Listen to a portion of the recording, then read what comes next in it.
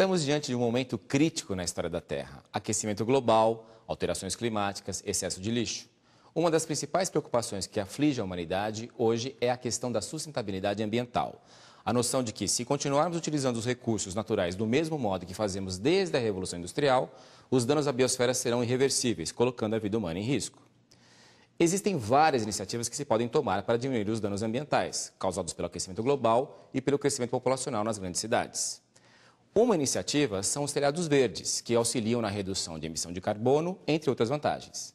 No programa de hoje, vamos falar sobre telhados verdes e ecoeficiência. Está no ar Empreendedor Série Sustentável.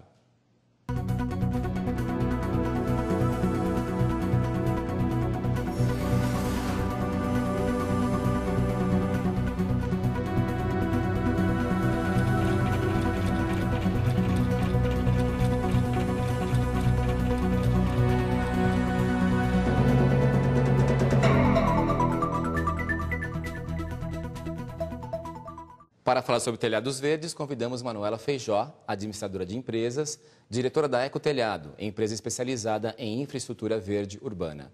Manuela, muito obrigado pela sua presença.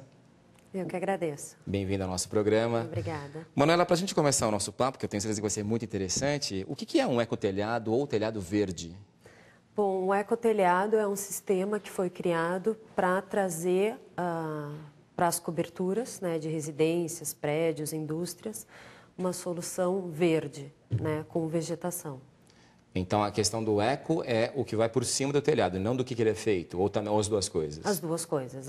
Aquela camada, né, de vegetação que vai em cima do telhado. E também do que ele foi feito, exato. Né? Por isso que chama ecotelhado. Exato. Tá. E quais são os benefícios que um ecotelhado traz para uma cidade como São Paulo, no caso? Bom, para São Paulo são inúmeros benefícios, né, começando com a parte de conforto térmico, porque o verde ele diminui a concentração de calor nas coberturas, né, diminuindo os efeitos de ilha de calor. Né? Ele também retém água, né, água de chuva, então diminui problemas de enchentes. Em São Paulo ele traz a permeabilidade para as coberturas. Né? Hoje São Paulo é uma cidade muito impermeabilizada, né? Fora os benefícios de meio ambiente, que é a neutralização da emissão de gases poluentes e trazer a biodiversidade de volta para as cidades, passarinhos, né, outros insetos, trazer o verde realmente, outras espécies de volta para as cidades. Tá. E que tipo de construção a gente poderia dizer assim que ele se aplica com mais facilidade, diretamente aplicável? Que tipo de construção? Prédios, casas? Bom, um ecotelhado ele beneficia diretamente o último andar, né? Então, sendo instalado num prédio, ele está beneficiando o último andar do prédio, sendo instalado numa casa, ele beneficia praticamente toda, né, a edificação. Mas hoje a gente tem instalações tanto em casas residenciais quanto prédios residenciais, corporativos, indústrias. Né, o mercado está crescendo cada vez mais. Só em São Paulo? Não, no Brasil inteiro, isso. E também já temos exportações dos nossos produtos. A Ecotelhado é uma empresa nacional? É uma empresa 100% nacional. Né, o produto foi desenvolvido aqui, ele é produzido aqui com matéria-prima reciclada, né, resíduos de indústria. Então, é bem nacional. E a solução da empresa é completa, ela desde a vegetação, a infraestrutura, todas aquelas ramificações, vocês fazem tudo? A Ecotelhado, né, faz toda a produção do sistema, né, que é um sistema diferenciado para facilitar essa instalação em coberturas. Né? Então, a gente faz toda a parte de produção, a venda e a instalação desse sistema de telhado verde. E tem vários sistemas? Como é que funciona? Sim, a gente tem diversos sistemas, tá? A diferença básica entre eles são o conjunto de membranas que vão embaixo de um módulo, né? E quais coberturas onde eles vão ser instalados. Né? Então, para uma cobertura inclinada, metálica, eu tenho um sistema. Para uma cobertura de laje, eu tenho outro sistema. Tá. Né? Hoje a gente tem 4 sistemas, que é o sistema laminar, o sistema alveolar, o sistema galocha e o sistema modular. Tá. E as diferenças entre eles, basicamente? Basicamente, são as membranas que vão embaixo do módulo, né? Todos eles são sistemas modulares. Tá. Né? Essas membranas são o que exatamente? Essas membranas são membranas anti-raízes, membranas de retenção de água, né, de retenção de nutrientes. Né? Então, se eu vou ter um telhado inclinado, eu não tenho por que ter uma membrana de retenção de água, porque a água vai acabar escorrendo. Então, eu vou ter um sistema que não vai ter essa membrana. Se eu tenho uma cobertura plana, essa membrana ela, né, vai ser necessária porque ela vai conseguir armazenar água, vai conseguir reter essa água. Então, sim, tem um sistema que tem essa membrana. Então, a diferença básica entre os sistemas são os conjuntos de tipo de membrana de retenção de água ou nutrientes, antirraízes que eles vão ter, dependendo da cobertura. Tá. E as membranas são feitas à base do quê? As membranas são todas elas com base em material reciclado, né, plásticos, né, o PET. A membrana de antirraízes ela é de material chamado PAD. Né?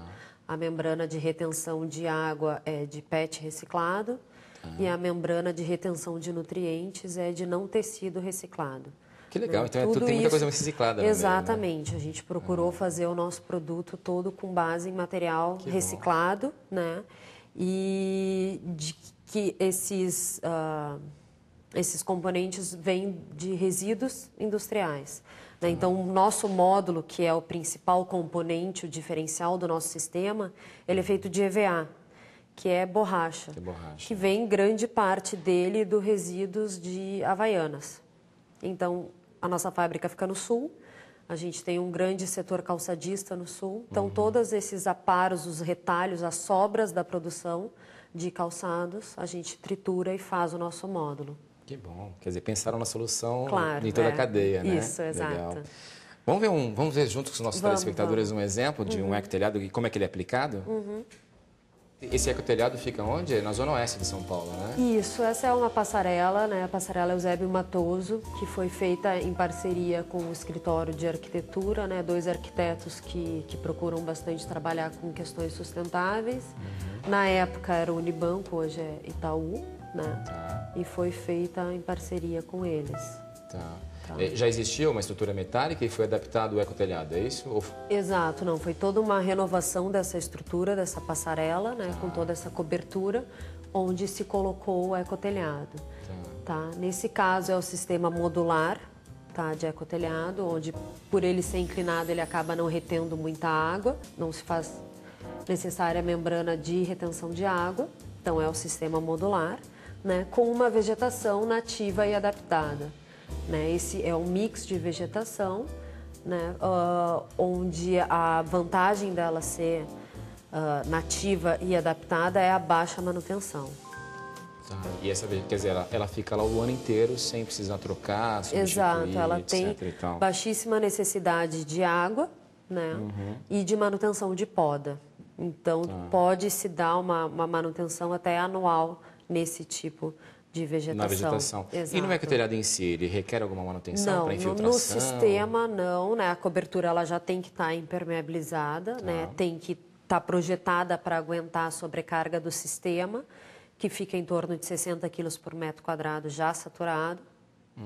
E por ser feito de materiais de longa durabilidade, que são os plásticos, borrachas, o sistema em si não requer manutenção nenhuma. Nós vimos ali bambus, inclusive os bambus também não precisam de manutenção, não precisa Não, essa é a estrutura, né? Não entra no escopo do nosso fornecimento essa parte da estrutura, né? Só a cobertura mesmo, a parte verde, né? E esse tipo de cobertura pode ser de acordo com o cliente, então a gente coloca às vezes sobre uma estrutura de madeira, né?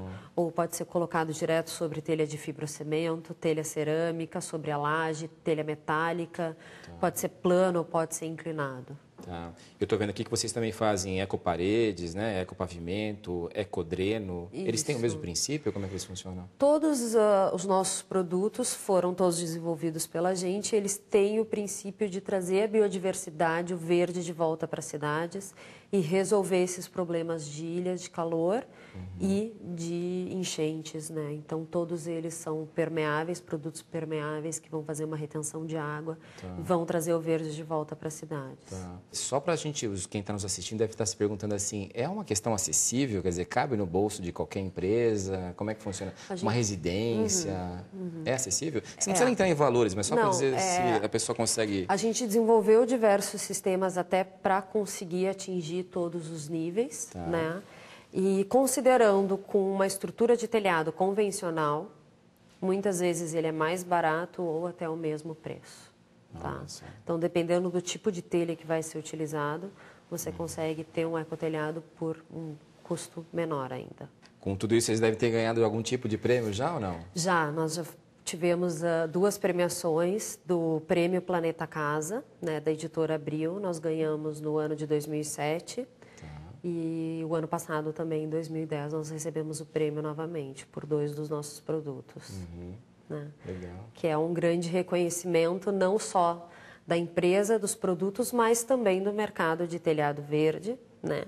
Que quando a nossa empresa entrou nesse mercado, criou esse mercado, ele não existia, né? Em 2007, que ele começou a engrenar e hoje cada vez mais a gente tem procura, né, para todos esses produtos. Vocês estão até exportando, né? Você comentou. Exato, né? Exato.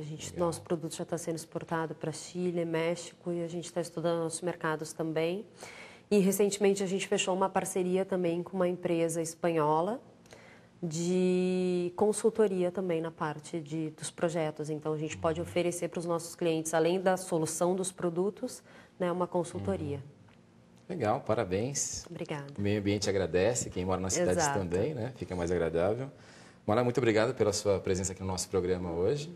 Eu que agradeço a oportunidade de poder conversar com você e de colocar um pouco do meu conhecimento, né, disponível para as pessoas que estão assistindo. Foi bem válido, obrigado. Obrigada. Bom, no próximo bloco o tema é ecoeficiência e os 4 R's. O empreendedor, série sustentável, vai para um rápido intervalo e volta já.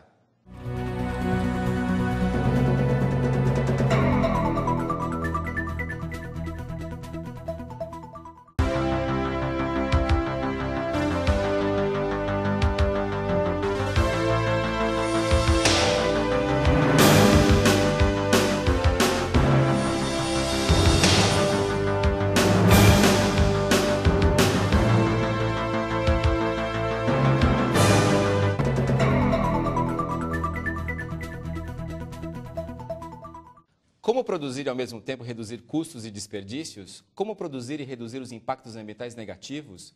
Será isso possível?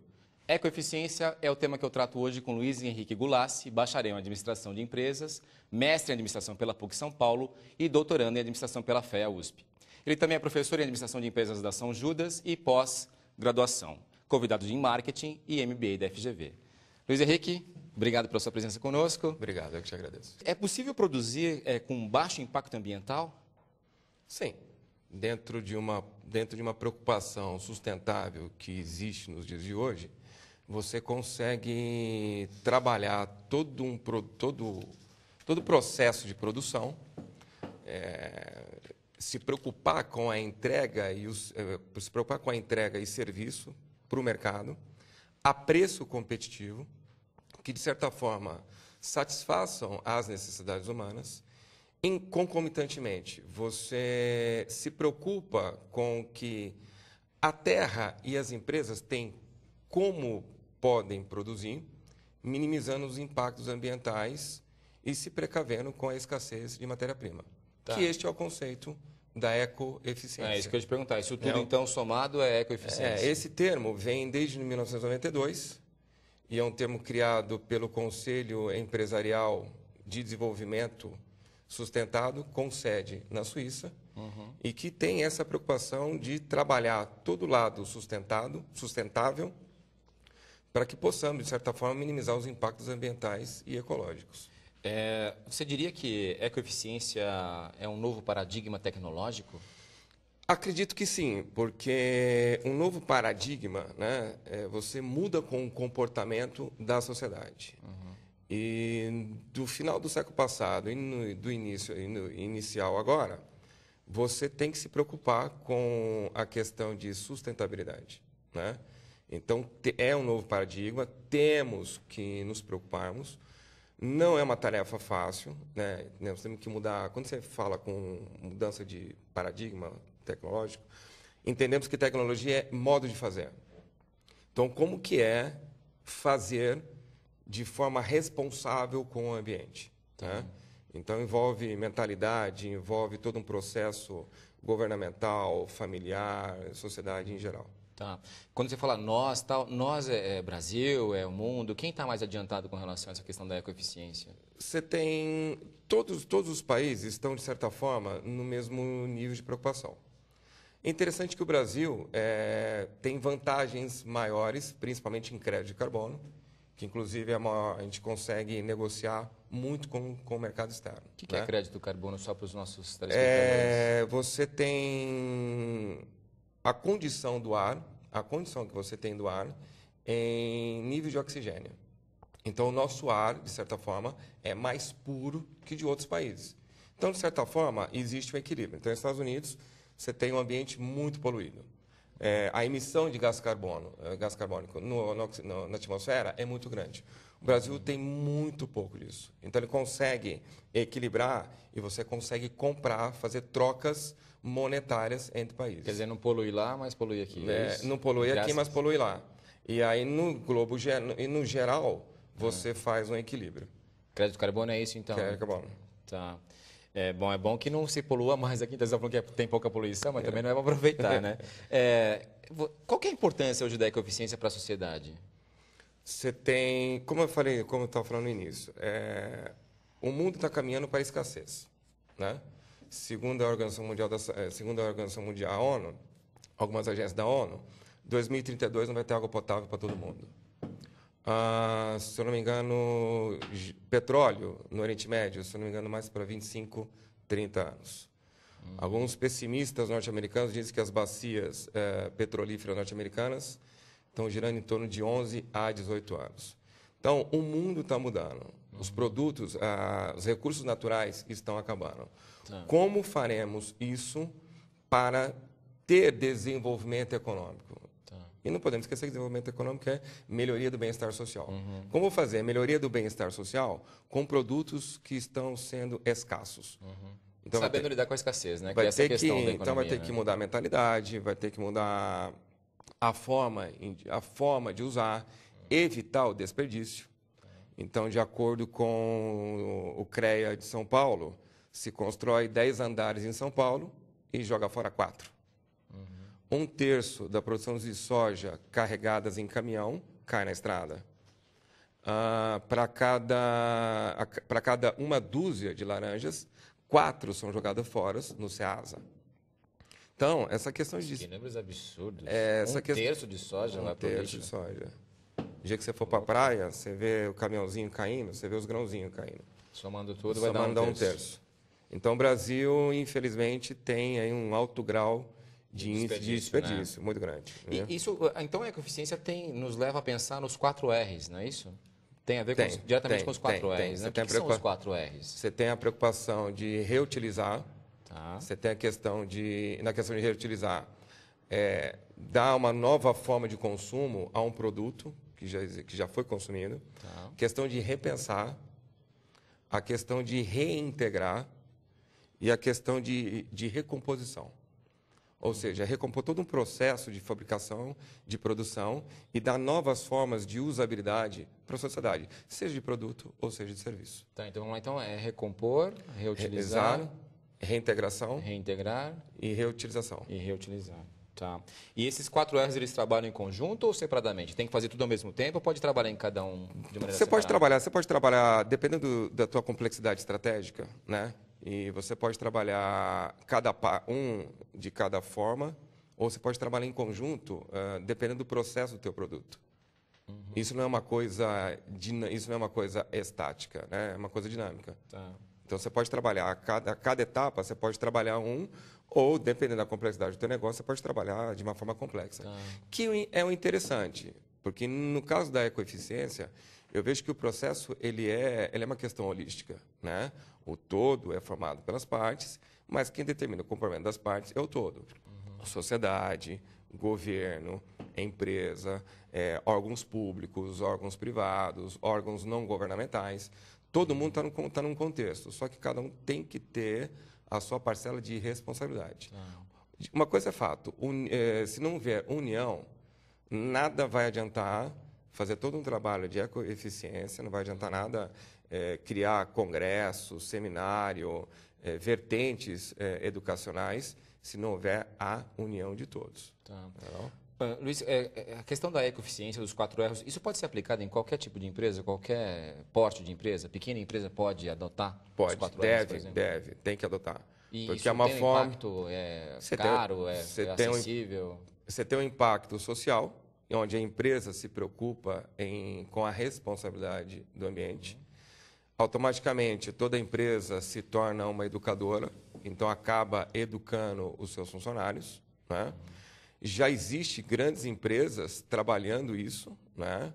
Um grande exemplo que eu destaco é o Walmart, que tem uma preocupação muito grande com a questão de climatização do ambiente e trabalha em cima disso, né? Se eu não me engano, você tem uma grande empresa do setor de calçados, né?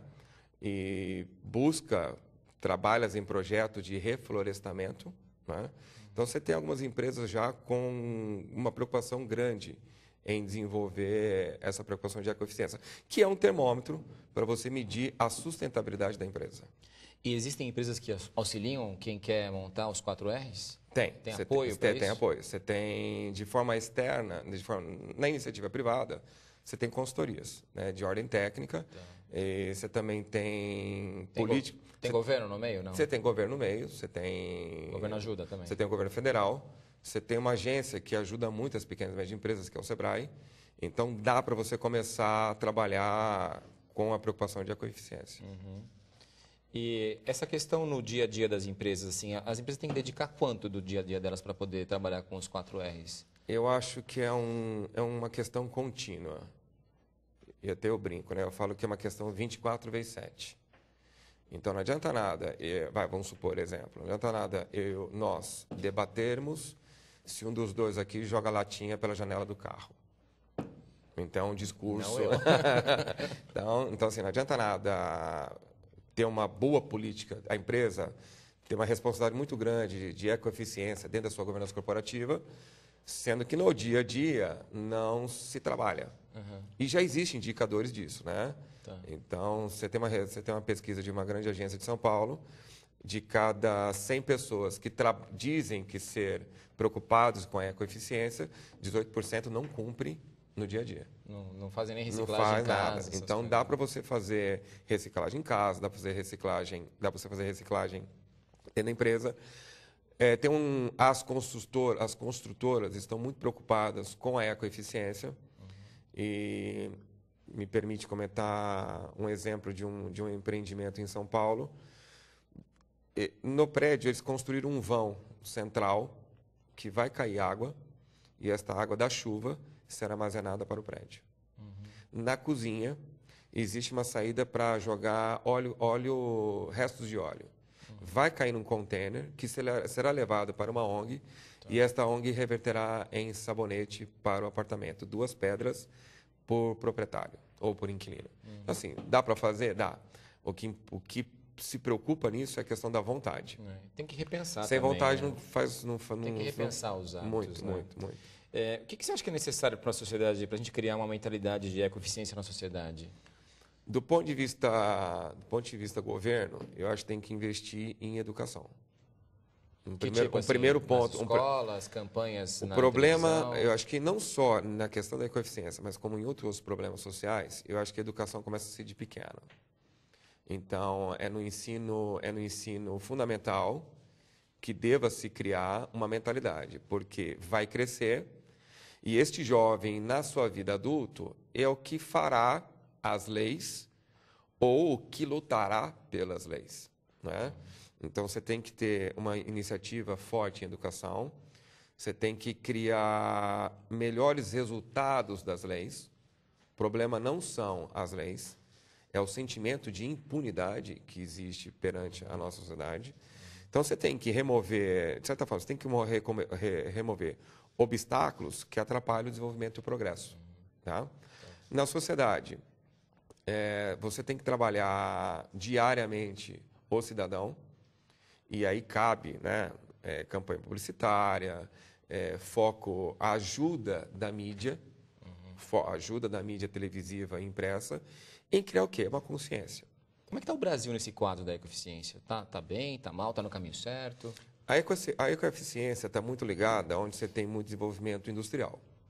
Então, você pega principalmente Cone Sul, né? Você pega de Minas para baixo, onde você tem uma concentração de indústria, né? Então, a preocupação está maior aqui, em São Paulo, muito maior, por causa até da questão do efeito estufa. E o Brasil, de certa forma, está crescendo em aprimorar a questão de ecoeficiência. Tá. Então, o governo já cria índices, né? Já existe, o Brasil consegue produzir já literatura própria para trabalhar a ecoeficiência brasileira, né? Você já tem indicadores que você pode mensurar a sustentabilidade. E eu acredito que não entre 5 e 10 anos, né, a ecoeficiência fará parte de um indicador dentro de um balanço patrimonial. Queria agradecer a sua presença aqui conosco hoje. Obrigado, eu que te agradeço e fico à disposição. O programa Empreendedor de hoje trouxe Luiz Henrique Moreira Gulassi, que ele é professor de graduação e pós em administração da São Judas, para falar sobre ecoeficiência. Espero que tenhamos esclarecido um pouco mais sobre a ecoeficiência e telhados verdes. Até o próximo programa.